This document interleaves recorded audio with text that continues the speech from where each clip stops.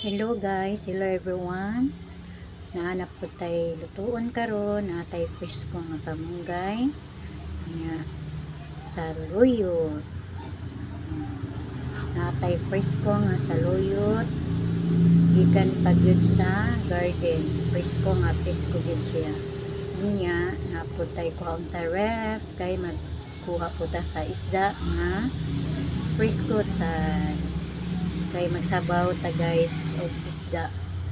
kay lami kay higop og sabaw ang init na kog tubig diha unya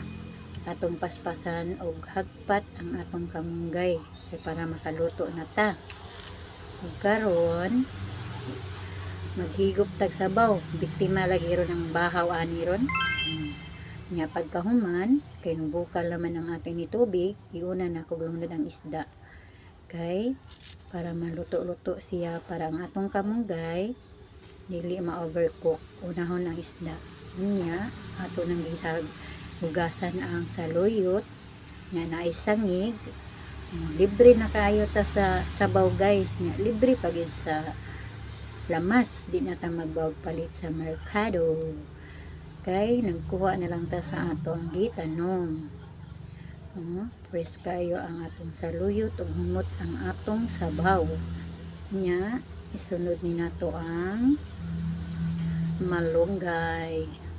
ang atong isunod ani guys kay para vitamins gid ang atong sabaw na mahigop kay ang saluyot ug ang malunggay nya naapoy sangit lamig gyud kaayo atong sabaw kay naapay benefits og libre pa gyud ta sa sudan nga atong gipalit lang ana sa sangkap kay ang isda ra hinata magpalit og lamas pa niya ato din gitimplahan og asin niya sunod dayon ang seasoning parang may lasa sad ang atong sabaw ba ug lami kayo ihigop biktima lagi jud ang kuan ani bahaw kay naatay daghang bahaw guys nya karon ato ni ukay-ukayon unya ato dayong tilawan mo ni guys ang atong isda luto na nya di nato ni palabanan sa bukal kay para dili ma-overcook ang atong kamunggay tilawan na nato mo ni guys ang atong bahaw atong habuaon atong bahaw kay lami kay ni ipari sa sabaw urot lagi ni rong bahawa kay labi nagmais nya ready na tang magsukad sa sabaw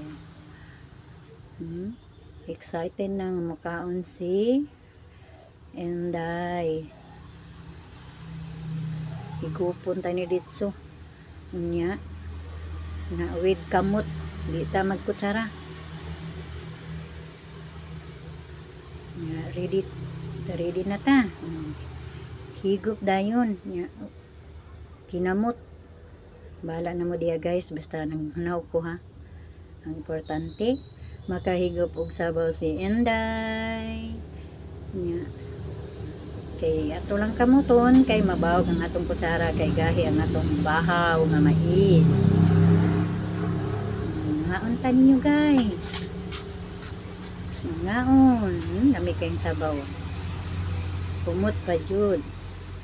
fresh na fresh di na kinahanglag tamatis ug sili